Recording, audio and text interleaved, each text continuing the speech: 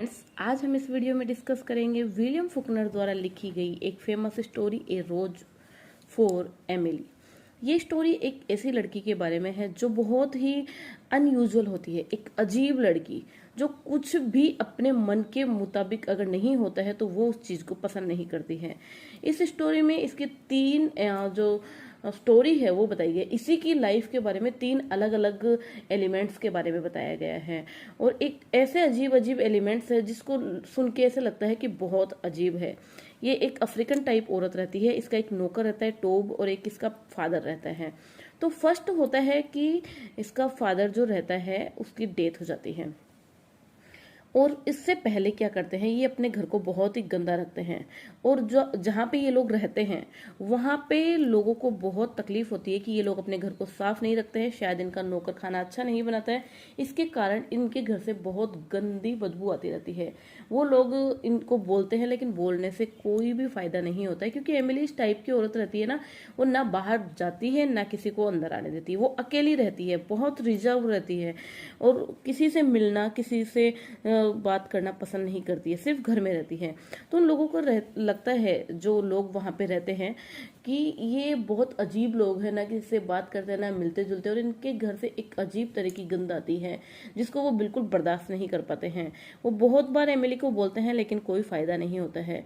फिर उसके बाद में क्या होता है कि उसका फादर है, उसकी डेथ हो जाती है और उससे पहले ये लोग उस गंध को दूर करने के लिए जब एमिली नहीं मानती है तो वो कानूनी तरीके से उसको बोलना चाहते हैं, लेकिन इसमें कानून उनका कोई वो सहायता नहीं कर पाता है कि हम क्या कर सकते हैं इसके मामले में। हम कैसे कह सकते हैं कि तुम अपने घर को गंदा रखती हो, ये सब वो उनकी निजी जिंदगी है, हम उसमें दखलंदाजी नहीं कर सकते। फिर उसके बाद में उसका फादर जब मर जाता है तो वो अपने फादर को 3 दिन तक अपने फादर की डेड बॉडी को हाथ नहीं लगाने देती है और अपने फादर की डेड बॉडी को अंदर ही रहती है। जैसे तैसे करके लोग उस डेड बॉडी को बाहर लेके जाते हैं और फिर उसको क्रियाक्रम करते हैं। लेकिन एमिली रहती है, वो हमेशा यही कहती है मेरा फादर मरा नहीं है, उसको कहीं मत लेके जाओ, मेरे फादर को यहीं रहने दो। और उनका जो नौकर है वो भी अजीब रहता है, वो भी किसी से बातचीत नहीं करता, वो भी बाहर नहीं रहता।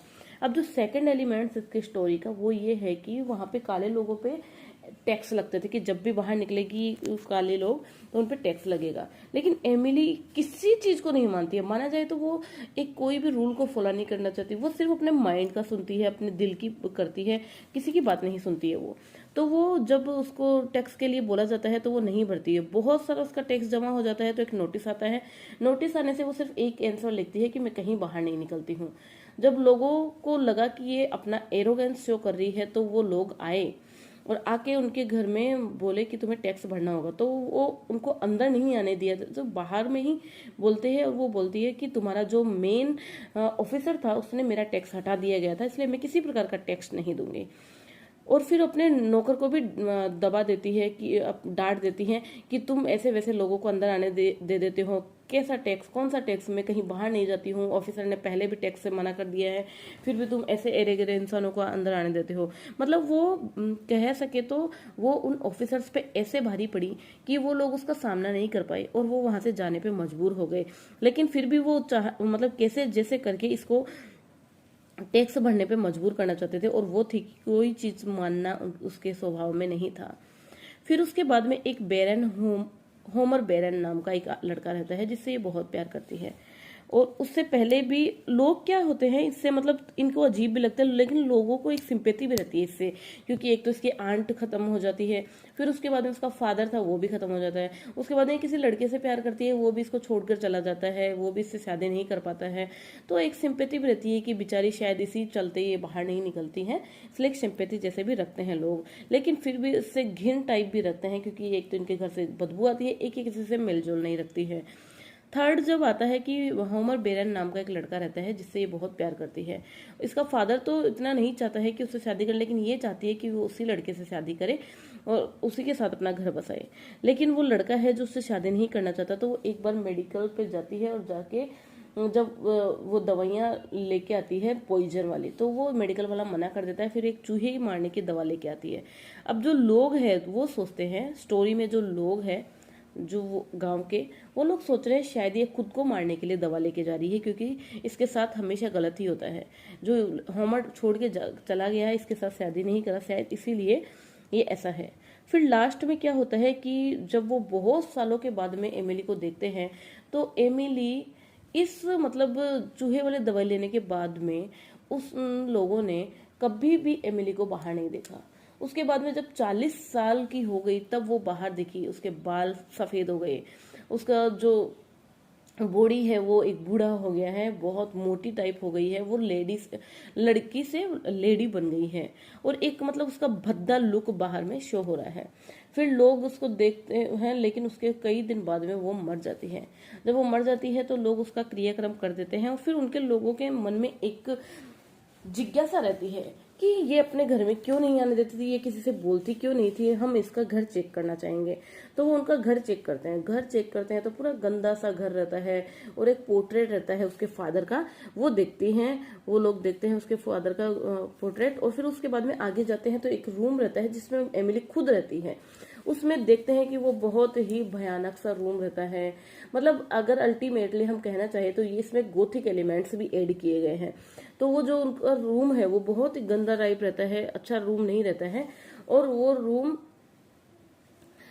एक पलंग रहता है जिसपे पूरी धूल मिट्टी जमी रहती है, और एक स्केलेटन होता है मैन का, एक ह्यूमन स्केलेटन पड़ा रहता है, एक ह्यूमन ढांचा पड़ा रहता है। उसको देख के देखते हैं कि ये मतलब वो ढांचा उसके बिस्तर के चिपक गया था एकदम। और उसके बाद में वो सोचते हैं कि ये कौन है। फिर जब जांच पड़ताल करी जाती है तो देखा जाता है कि ये वही होमर है। जो चूहे वाली जो दवाई लेके आई थी वो होमर को दी जाती है। होमर जब मर जाता है तब वो अपने बेड पे अपने पास सुलाती है और वो उसके साथ में रहती है। ऐसी विचित्र टाइप वो औरत थी ये एमिली, जो मरे हुए आदमी को भी अपने साथ, मतलब उसको बस जो करना है अपने मन का करना है। फादर मर जाने के बाद उसको भी बहुत मुश्किल से ले जाना पड़ा था। होमर को तो किसी को पता ही नहीं लगने दिया कि उसने होमर को मार दिया है, और होमर वहीं पे उसका स्केलेटन बन के ही रह गया। लोग उसके बारे में सोचकर सोचते हैं कि बड़ी विचित्र औरत है जो इस टाइप के मामले करती है, इस टाइप का कोई भी परिवर्तन पसंद नहीं करती है, कोई भी मनमानी पसंद नहीं करती, सिर्फ खुद की मनमानी चलाती है। और वो जब तक जी तब से लेके जब तक मरी तब तक वो सिर्फ और सिर्फ अपने मन की सुनी, अपने मनमानी चलाती रही। तो ये है story a rose for Emily. अभी हम थोड़ा डिस्कस करेंगे इसका इंट्रोडक्शन, स्टोरी का इंट्रोडक्शन एंड थोड़े से एलिमेंट्स इन समरी। तो स्टार्ट करते हैं। That is A Rose for Emily is a short story by American author William Faulkner, first published on April 30th, 1930 in an issue of the Forum. The story takes place in Faulkner's fictional Jefferson, Mississippi in the equally fictional country of Yoknapatawha। 30 अप्रैल 1930 में ये publish हुई थी। Southern Gothic इसका element है, इसका genre है। और जो ये स्टोरी है ये बहुत ही इंटरेस्टिंग स्टोरी है। आशा करती हूँ आपको समझ में आया होगा। मैं बार बार आपको एक ही बात कहती हूँ कि सपोर्ट में, प्लीज़ सपोर्ट में, subscribe my channel and share my videos, because आपका सपोर्ट मुझे बहुत ज़रूरी है। मेरा जो ये चैनल है इंग्लिश लिटरेचर थॉट योगा वाला, इतना ज़्यादा ग्रो नहीं कर पा रहा है क्योंकि ये स्टूडियस चैनल है। और आजकल स्टूडियस चैनल इतना ज़्यादा ग्रो नहीं कर पाता है क्योंकि जो ये आ गया है अलग शॉर्ट्स वाला है, वो लोग ज़्यादा ग्रो कर जाते हैं। तो मेरा एक स्टडी चैनल है, आपसे एक हम्बल रिक्वेस्ट है कि आप मेरा चैनल प्लीज़ सब्सक्राइब कीजिए। आपके लिए इन्फॉर्मेटिव होगा, आपके लिए यूजफुल होगा। Thank you very much.